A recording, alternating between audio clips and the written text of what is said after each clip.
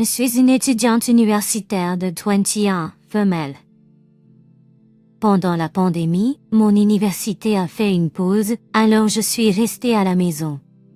J'ai eu de l'ennui et du chômage, alors j'ai décidé de commencer à faire des vidéos TikTok.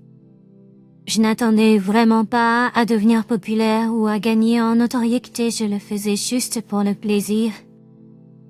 Un jour, j'ai remarqué qu'un petit signe bleu commentait toutes mes vidéos. Cet homme venait me donner de la motivation sur chaque vidéo que je publiais, et chaque fois qu'il commentait, cela amenait plus de trafic sur mon contenu. Après qu'il ait commenté sur plusieurs vidéos, l'algorithme a remarqué mon contenu. Et j'ai commencé à obtenir plus de vues sur mes vidéos. Les commentaires m'ont encouragé à vouloir faire plus de vidéos et à augmenter mes abonnés. J'étais curieuse à son sujet, alors je me suis penchée sur son contenu et j'ai remarqué que nous étions dans des niches différentes. Il avait un nombre impressionnant d'abonnés et je me suis sentie flattée qu'il ait pris le temps de commenter mes vidéos, malgré la circulation qu'il a apportée à mon canal. Alors j'ai continué à publier. C'est arrivé à un moment où je le faisais tout pour lui parce que je savais qu'il était le seul à se soucier vraiment et la plupart des autres commentaires étaient de gens qui réagissaient à ces commentaires plutôt qu'à mon contenu réel. Il est arrivé un jour où il a dit « J'ai commenté toutes tes vidéos, s'il te plaît, fais une vidéo spéciale pour moi. » Ne les suivez pas! Continuez à faire ce que vous faites et vous attirerez les gens qui aiment ce que vous faites. Je suis tombée sous son charme et nous avons un peu pu parler ce jour-là. Il commentera ensuite ma vidéo et me dira bonjour dans ma boîte de réception. Cela a continué pendant un moment, alors je me suis dit que nous devrions peut-être faire avancer un peu plus cette amitié. Je lui ai dit, tu ne m'as pas demandé mon numéro, mais le voici. Au cas où tu voudrais me joindre quelque part en dehors de TikTok, mon numéro le permettra. J'allais te demander ton numéro, mais je ne savais pas comment m'y prendre. Je craignais que cela te donne une mauvaise impression, c'est pourquoi je ne l'ai pas demandé. Et c'est que c'est pour ça que je pense que tu es spécial. Merci beaucoup, et puis il a laissé tomber son numéro aussi. Il m'a appelé un jour. C'était la première fois que je l'entendais. Il avait une belle voix, et il y avait une certaine humilité dans la façon dont il parlait. Il disait s'il vous plaît beaucoup et s'assurait que je sois à l'aise avec tout ce dont il voulait parler. Nous avons souvent parlé sur WhatsApp. Je lui ai dit, en échange de ton soutien inconditionnel, je partagerai mes vidéos ici avec toi avant de les poster. Je lui enverrai la vidéo et lui demanderai, comment est-ce? Est-ce que tu penses que c'est assez bien? Il dira quelque chose comme « Poste, le aussi loin que tu te sens à l'aise avec. J'aime. Si tu l'aimes aussi, alors, dis juste. » Je vis à Dallas et lui vit à Albuquerque. Plus de 10 heures de route et plus de 15 heures en bus. Il est créateur de contenu à temps plein et gagne bien sa vie en le faisant. Il avait presque 9 millions d'abonnés sur toutes ses plateformes de médias sociaux et à 24 ans. Nous avons parlé de la façon dont il a fait grandir ses abonnés et de la quantité de travail qu'il a fallu pour en arriver là, et il a toujours plaint à quel point c'est stressant de suivre le rythme de contenu intéressant pour ses abonnés. Il a dit, mon rêve est d'ouvrir une chaîne de voyage et de voyager dans le monde entier en créant du contenu. Il promet de collaborer avec moi et nous voyagerions ensemble. Ce jour-là, je me suis ouvert à lui sur les défis de l'école et le style de vie que je souhaiterais vivre et comment je voudrais accepter son offre après l'ouverture d'une nouvelle chaîne. Nous avons parlé de nos familles et de mes frères et sœurs. Il m'a dit qu'il vit actuellement avec sa mère parce qu'ils ont une grande maison et que sa mère veut que la famille reste ensemble depuis que son père les a quittés. Il a 2 petites sœurs, paient pour leurs frais de scolarité et ils vivent tous dans la même maison. Je lui ai dit, tu devrais être reconnaissant d'avoir une telle notoriété et de gagner de l'argent sans avoir besoin d'un emploi de 9 to 5. Certains d'entre nous feraient n'importe quoi qui paie bien, mais nous n'avons pas encore eu l'occasion. Alors, il est devenu ma source de motivation dans cette direction aussi. Un jour, il m'a demandé d'être sa petite amie, et je lui ai dit « Non, ça ne peut pas fonctionner. » J'aurais aimé, mais je ne vois pas comment cela pourrait fonctionner. Tu es à Albuquerque. Je suis à Dallas. Je suis toujours à l'école et toi tu es occupé. Comment allons-nous gérer cela? Comment cela pourrait y fonctionner? Il m'a demandé, cela tous les problèmes que vous avez? Tu n'as donc pas à t'inquiéter. Dis simplement oui et voici nous pouvons faire quelque chose. J'ai dit oui, mais je n'étais pas sûre de la façon dont cela allait fonctionner. C'était un gars gentil. Il avait les bons mots et se comportait respectueusement lorsque nous parlions. J'étais célibataire et lui aussi. Donc, j'ai décidé d'essayer et de voir ce qui allait en sortir. Notre mode de conversation était toujours WhatsApp et un appel. Lorsque nous voulions nous rencontrer, nous nous rencontrions sur un appel vidéo. Cela se passait bien. 2 mois plus tard, il m'a demandé « As-tu déjà voyagé dans l'Ouest avant ?» Je lui ai répondu non. Je n'avais jamais voyagé en dehors du Texas. J'ai voyagé à Houston et dans d'autres villes plus grandes comme Austin, mais je ne suis jamais sortie du Texas. J'ai toujours voulu faire un voyage sur la route.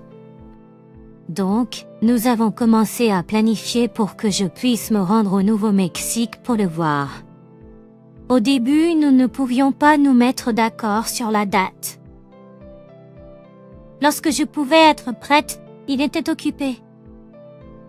Mon principal problème concernait le transport. Je préférerais voler pendant 3 heures plutôt que de conduire pendant plus de 10 heures, mais en raison de la pandémie, certaines compagnies aériennes ne volent même pas et les tarifs sont super chers. Et je n'avais pas beaucoup de... Non, j'espérais qu'il puisse m'envoyer de l'argent ou réserver un volume pour moi, mais il n'en a pas fait mention et je n'osais pas non plus demander parce que je ne voulais pas qu'il pense que je fais cela pour de l'argent. J'étais étudiant, à l'université et je n'avais pas d'argent. Avant la pandémie, je travaillais chez Starbucks, mais maintenant, je vis avec l'allocation de mes parents. Je lui ai dit, la seule fois où je peux voyager, c'est au début d'un nouveau mois. Si c'est correct pour toi, alors allons-y avec ça. J'ai choisi le début du mois parce que c'est à ce moment-là que je suis le plus souvent payé.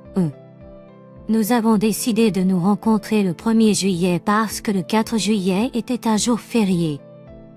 Cela nous a donné beaucoup de jours à passer ensemble. Toute ma vie, je ne suis jamais partie en voyage aussi longtemps. Je ne vais pas conduire, il faudrait 15 heures à Bugre pour s'y rendre en raison des correspondances. Donc, je passerai une journée entière à voyager pour le voir. Je me souviens lui avoir dit, si les 5 prochaines heures, je ne suis pas là à Albuquerque, je vais juste m'arrêter, prendre un bus de retour et rentrer à Dallas. Il a ri. Il a dit, tu es presque arrivé. Je te tiens bon. Le voyage a duré éternellement, mais enfin, je suis arrivée à Albuquerque et je l'ai appelé. Il est venu me chercher à la gare. Il n'y a pas eu de surprise. Il ressemblait exactement à la façon dont je l'avais vu en vidéo. Je lui ai demandé, est-ce que je suis différent, en personne? Il a dit, rien de différent, toi juste toi. La fille que je vois toujours sur TikTok. Il vivait dans sa maison avec sa mère et ses jeunes sœurs. Quand je suis entrée, je l'ai rencontré sa jeune sœur et nous nous sommes salués. Il a dit à sa sœur, voici l'ami qui est venu me voir de Dallas. Sa sœur lui a serré la main et m'a souri largement. Nous sommes allés dans sa chambre et je me suis allongée sur son lit. J'étais trop fatiguée pour m'asseoir. Il était environ 17 heures. J'avais très faim, mais cet homme n'a pas mentionné la nourriture. Il n'a même pas proposé de l'eau. Il m'a laissé dans la chambre de temps en temps. Il allait dans son studio à domicile et revenait plusieurs minutes plus tard. Vers 19 heures, il a dit, ma mère et ma sœur sont là. Je ne leur ai pas parlé de vous. Et je ne pense pas qu'elles seraient d'accord pour que je vous garde ici. Donc, je vais vous réserver une chambre d'hôtel. Je n'ai posé aucune question.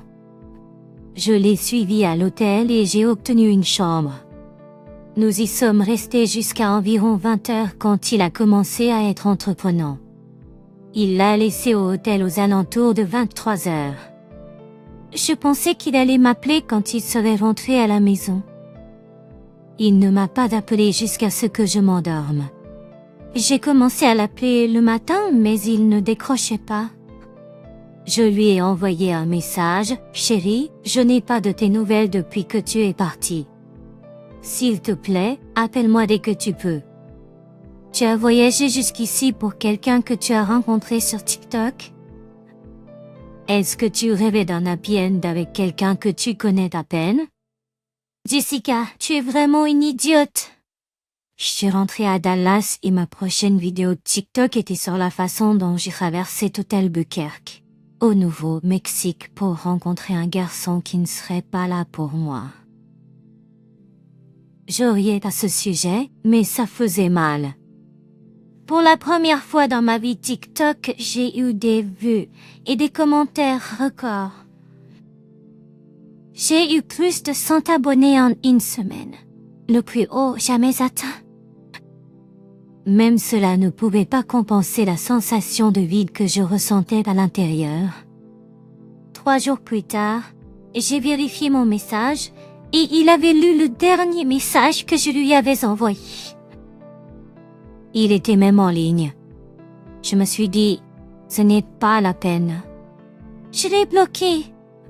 1 mois plus tard, il était de retour dans ma boîte de réception pour s'excuser et me faire sentir comme s'il ne pouvait pas respirer sans moi. Il a dit qu'il viendrait à Dallas et qu'il se rattraperait, mais sa famille et son travail l'ont empêché de revenir et de me voir à l'hôtel. Il ne pouvait pas tout me dire, mais il m'a demandé une autre chance de le rencontrer et a promis de m'expliquer tous les détails. Cette histoire montre à quel point il est facile pour les célébrités d'avoir des relations sexuelles en raison du tampon bleu sur leur handle de médias sociaux. La plupart des femmes sur les réseaux sociaux sont très réactives aux hommes avec des tampons bleus sur leur handle. Donc, pour un moment, décortiquons cette histoire. Cette jeune fille a parlé à ce créateur de contenu avec tampon bleu depuis des mois. Elle a accepté d'être sa petite amie. Il a probablement pensé à elle de manière intime pendant des mois et quand il l'a finalement rencontrée, elle a semblé surprise qu'il veuille être intime. Je peux comprendre pourquoi le gars serait frustré. Au lieu d'être intime avec lui, elle a voulu parler de sa famille et de l'endroit où ils allaient, etc. Ces conversations auraient dû être faites avant qu'elle ne fasse même le voyage. Une autre façon de voir les choses est que c'était leur première fois qu'ils se rencontraient face à face et que certaines femmes ont besoin de temps pour être à l'aise. Il faut y aller progressivement. Alors peut-être que c'était le cas. Mais voyager pendant 15 heures juste pour poser des questions de base alors qu'il avait probablement hâte d'être intime avec elle depuis des mois. Dans un autre ordre d'idées, les réseaux sociaux sont maintenant devenus le nouveau site de rencontre. Il y a eu un article qui est sorti selon lequel Instagram est maintenant le site de rencontre numéro 1. En fait, j'ai vu le profil de rencontre d'une fille et elle a dit que sa condition pour sortir avec un gars est qu'il doit avoir au moins plus de 10,000 abonnés sur Instagram. Donc ma point est, la plupart des femmes modernes sur les plateformes de médias sociaux comme TikTok, Snapchat et surtout Instagram sont très réceptives aux gars avec des cases bleues, car c'est la nouvelle forme de statut dans les rencontres en ligne. Dans la scène des rencontres modernes, dans certains SCA, vous pourriez être un gars avec $1 million en banque, de belles voitures, de belles maisons, mais si vous n'avez pas de suivi sur les réseaux sociaux et que vous affrontez un gars avec plus de 100K abonnés, vous perdrez.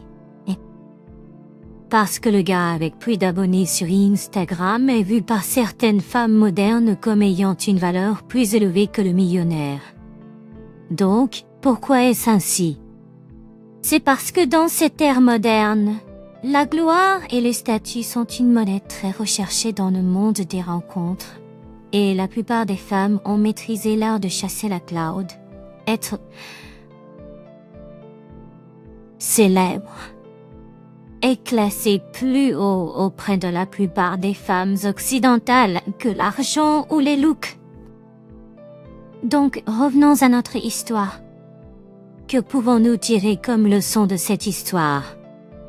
La jeune dame avait l'impression d'avoir une valeur moindre et elle pensait qu'elle devait être celle qui voyageait pendant 15 heures pour rencontrer le gars. Je veux dire, pourquoi le gars ne voyageait pas pour la rencontrer? Et il lui a vendu un rêve et elle est tombée dedans. Je serais surpris si c'était la première fois qu'il a essayé de brancher une fille en utilisant son statut de blue check mark. J'espère qu'elle a appris sa leçon. Obtenez un sens commun. Aucune femme n'est spéciale. Si un gars vous dit que vous êtes spécial, ne soyez pas surpris quand la seule chose qu'il veut, c'est essayer de se glisser dans votre pantalon.